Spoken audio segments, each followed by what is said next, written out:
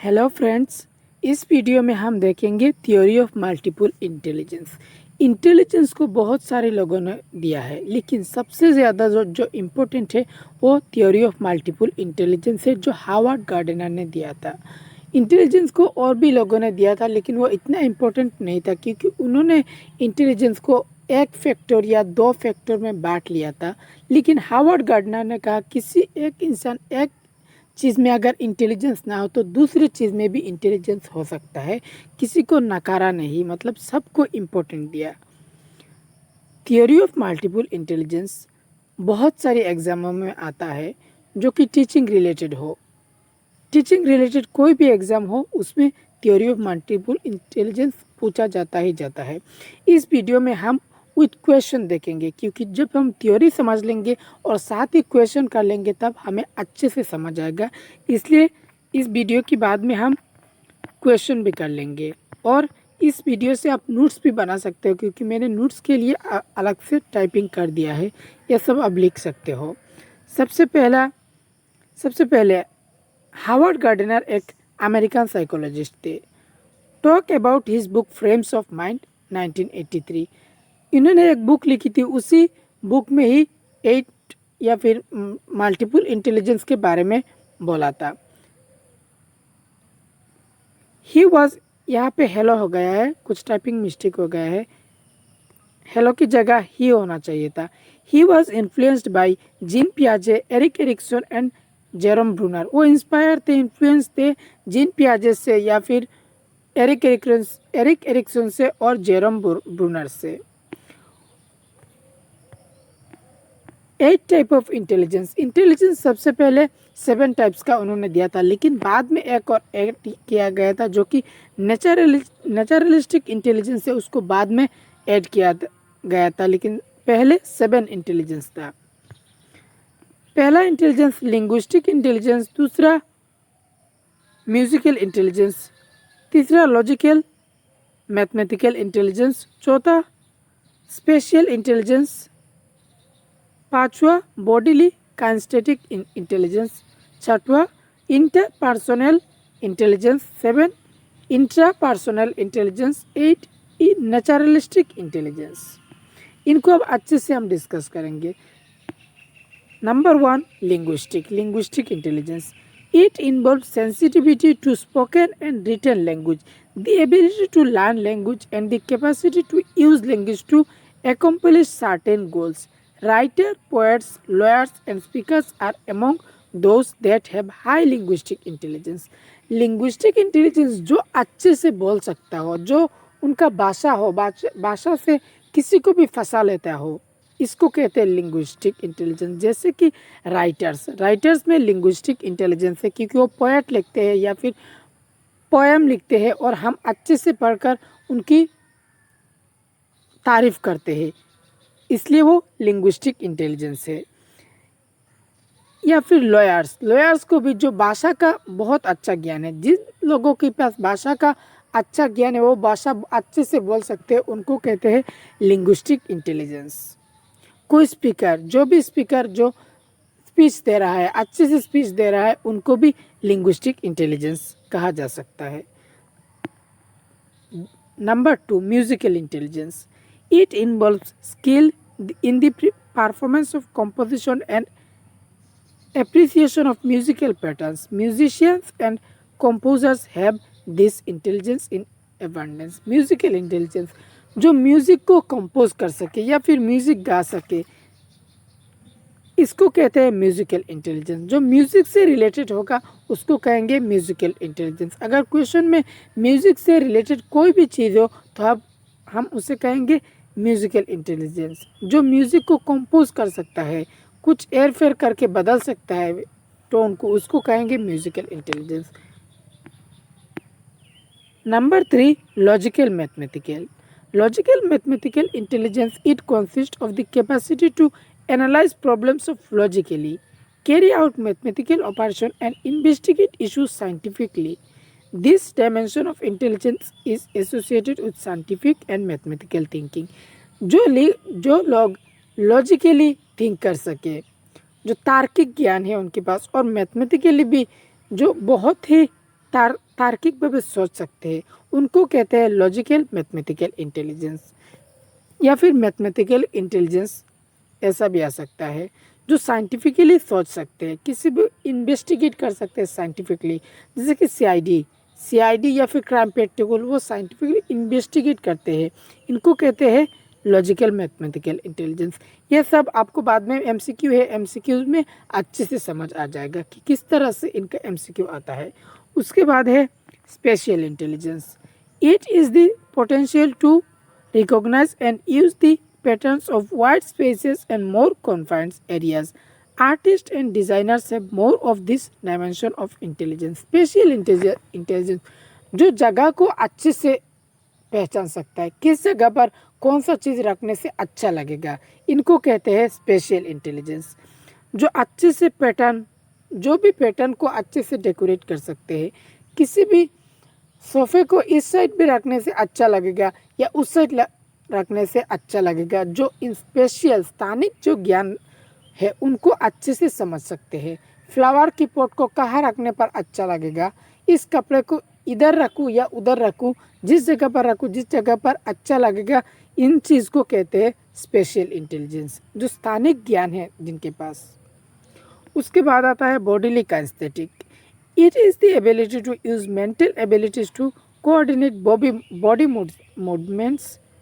Mental and physical activity are related, so that potential of using one's whole body of parts of the body to solve problems is covered by this form of intelligence. Athletes and sports person have this form of intelligence in high measure. Bodily kinesthetic जो शरीर से flexible है, शरीर से कुछ भी कर सकते हैं, योगा कर सकते हैं, स्पोर्ट्स खेलने में अच्छे हैं या फिर एथलेटिक्स खेलने में अच्छे हैं, जो भी चीज़ बॉडी से रिलेटेड होगा उसको कहेंगे हम बॉडीली काइनेस्थेटिक। शारीरिक गतिविधि अच्छे से कर सके। डांसर को भी बॉडीली काइनेस्थेटिक कहा जा सकता है, क्योंकि डांस में मूवमेंट होता है, जो भी अच्छे से बॉडी को मूवमेंट कर पाएगा उसको कहेंगे बॉडीली काइनेस्थेटिक इंटेलिजेंस। उसके बाद आता है intrapersonal, INTRA, intrapersonal. This is the capacity to understand oneself, to appreciate one's feeling, fears and motivates, and to able to each such information regulate ourselves. INTRA intra, और एक है INTER inter. Intra जो है, intra जो खुद को जान सके, जो अपने आप को अच्छे से जान सके, अपने आप को अच्छे से लव करता हो, अपना फीलिंग्स अच्छे से ही पहचान सके, जो खुद को खुद ही डायग्नोस कर सके, उसको कहेंगे हम इंट्रा पर्सनल, INTRA इंट्रा। उसके बाद है interpersonal, INTER inter. Interpersonal, this is concerned with the capacity to understand the intentions, motives and desires of other people. It allows people to work effectively with others. Educators, salespeople, religious and political leaders and counselors all need a well-developed interpersonal intelligence. Interpersonal intelligence जो दूसरों की motive को अच्छे से समझ सके, जैसे कि एडुकेटर्स, सेल्स पीपल जो फ्लिपकार्ट में सेल करते हैं, उनको मोटिव पहले से कि किस तरह से कस्टमर के साथ डील करना है, जो दूसरों को समझ सकते हैं, इनको कहते हैं इंटरपर्सनल। रिलीजियस पर्सन जो कि धार्मिक व्यक्ति होते हैं, कोई पंडित या फिर कोई इमाम साहेब, वो अच्छे से लोगों को बता सकते हैं, वो फंसा सकते हैं, जो अदर का मोटिव समझ सकते हैं। कोई भी इंसान जो अदर का मोटिव अच्छे से समझ सकते हो उसको कहते हैं interpersonal.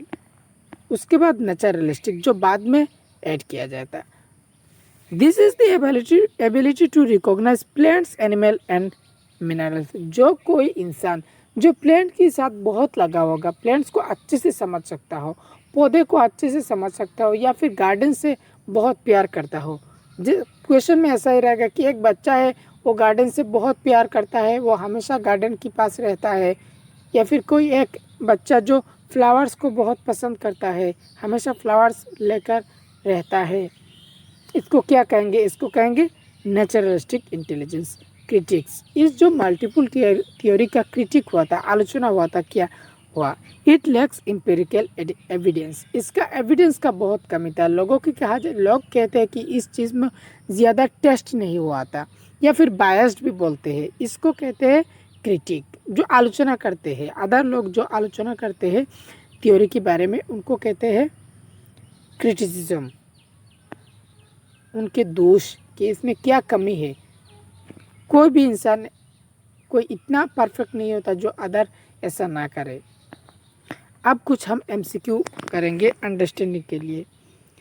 Gardener initially formulated 7 intelligence, which among the following is not one of them, जो सबसे पहले इंटेलिजेंस गार्डनर ने दिया था, जो 7 इंटेलिजेंस था, कौन नहीं था। Spatial, linguistic, interpersonal, naturalist. Naturalist पहले नहीं दिया था, लेकिन बाद में ऐड किया गया था नेचुरलिस्ट। इसलिए कहा जाता है 8 टाइप्स ऑफ इंटेलिजेंस, जो कि एनसीईआरटी में गिवन है। इस क्वेश्चन से आप कंफ्यूज मत होएगा कि 7 टाइप ऑफ इंटेलिजेंस है, 8 टाइप ऑफ इंटेलिजेंस है। नेचुरलिस्टिक भी 8 टाइप ऑफ इंटेलिजेंस में आता है, लेकिन पहले नहीं था, बाद में ऐड किया गया था नेचुरलिस्ट को। Question number B, which one of the following intelligence give one ability to manipulate and create mental image in order to solve problems and is not limited to visual domains?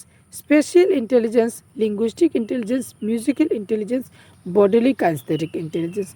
Bodily kinesthetic जो body से movement कर सकता है उसको, musical जो music को compose करता हो, लिंग्विस्टिक जो अच्छे से बोल सके उसको कहेंगे लिंग्विस्टिक। स्पेशियल इंटेलिजेंस जो मैनिपुलेट इनके मेंटल इमेजेस, अपने दिमाग में इमेज बना लेता है कि किस चीज़ को कहाँ पर रखने से अच्छा लगेगा, इसको कहेंगे हम स्पेशियल इंटेलिजेंस। इन क्वेश्चन को आप प्रैक्टिस के लिए नहीं लीजिएगा, इनको आप थ्योरी को अंडरस्टैंडिंग करने के लिए समझिएगा। Question number C, Howard Gardner theory of multiple intelligence emphasis, conditioning skill in students, general intelligence, common abilities required in school, the unique abilities of each individual. हर एक का एक यूनिक एबिलिटीज है इंटेलिजेंस। किसी को एक क्षेत्र में इंटेलिजेंस हो सकता है, दूसरा और एक क्षेत्र में अच्छा हो सकता है, इसलिए यूनिक है, हर एक इंसान यूनिक है। Option 4 is correct. Question number D, dash intelligence is ability to understand and desire the feelings and intense of others. Others के लिए इंटेलिजेंस कौन सा है। Dash while intelligence is the ability to understand one's own feeling. Other के लिए INTER, inter. Interpersonal intelligence is ability to others and while dash intelligence ability to understand one's own and motive, जो खुद का motive को अच्छे से समझ पाता उसके कहते हैं इंट्रा। इंट्रा और इंटर में कंफ्यूजिंग मत क्रिएट करिएगा। INTER, इंटर मतलब इंटर करना, किसी के ऊपर इंटर करना। अदर की मोटिव को इंटर करेंगे आप INTER से, और जब खुद के बारे में आएगा तब INTRA, इंटर आएगा। Option 1 is correct. क्वेश्चन जो 10 लिखा है वो, Renu is counsellor at school, which intelligence should be have to be an effective counselor as Howard Gardner theory? Linguistic, spatial, interpersonal, intrapersonal। Renu एक काउंसिलर है, काउंसिलर जो किसी की मुंह से बात उगलवा सकते हैं उनको कहते हैं काउंसिलर। वो लिंग्विस्टिक क्या होंगे, या spatial, interpersonal, intrapersonal. Intra INTRA, intra जो खुद के बारे में हो, और रेनू क्या दूसरे की मोटिव को अच्छे से निकाल पा रही है, उगलवा रही है, वो क्या होगी INTR, interpersonal. Option 3 is correct. Linguistic जो भाषा का ज्ञान जिसमें हो वो लिंग्विस्टिक है। स्पेशियल जो स्थान को लेकर अच्छे से पहचानता है उसको कहते हैं spatial. Question number 11, Madhulika is good at dancing and performing yoga, according to Howard Gardner she has high level of intelligence. Madhulika जो है वो डांस में बहुत अच्छी है और योगा में, इसको उसको किस कैटेगरी में लिया जाएगा। Interpersonal, intrapersonal, bodily kinesthetic, musical. उसको हम बॉडीली काइनेस्थेटिक में काउंट करेंगे, क्योंकि वो डांस करती है अच्छे से, योगा भी करती है, शरीर से मूवमेंट कर सकती है। इस option 3 is correct, bodily kinesthetic. फिर से जो question number 10, intelligence question IQ test are criticised for. IQ को किस लिए क्रिटिसाइज किया गया था? Being considered it cultural diversity, conceptualizing intelligence as a set of different abilities, ignoring the influence of environmental factors and test performance, considering social factor in measuring memory, reasoning and verbal skills, ignoring the influence of environmental factor and test performance। environmental factor को ignore किया गया और test performance को इतना importance नहीं दिया गया था, इसलिए IQ को क्रिटिसाइज किया गया। Question number 10, intelligence question test are often criticise for. किस लिए क्रिटिसाइज किया गया था IQ को? Biased on doing quantitative assessment, being cultural sensitive, incorporating social context of children. IQ को इसलिए क्रिटिसाइज किया गया था बायस्ड नॉर्म। इस दो क्वेश्चन को आप मल्टीपल के साथ ना जोड़िएगा, इस जो इंटेलिजेंस IQ का टेस्ट था उनके बारे में है। यहाँ पर हमारा कंप्लीट हो गया मल्टीपल इंटेलिजेंस जो हार्वर्ड गार्डनर ने दिया था। आई होप आपको अच्छे से समझ आएगा। अगर वीडियो अच्छा लगा तो लाइक करिए और अपने दोस्तों के साथ शेयर करिए ताकि उनको भी इस टॉपिक को अच्छे से समझ आ जाए, क्योंकि MCQ अगर साथ में ही हो तो अच्छे से समझ आता है। अगर आप इन थ्योरी को लिखना चाहते हो तो आप स्टॉप कर कर लिख सकते हैं, क्योंकि यहाँ पर टाइप करके लिखा हुआ है पूरा नोट्स के लिए। वीडियो को देखने के लिए धन्यवाद।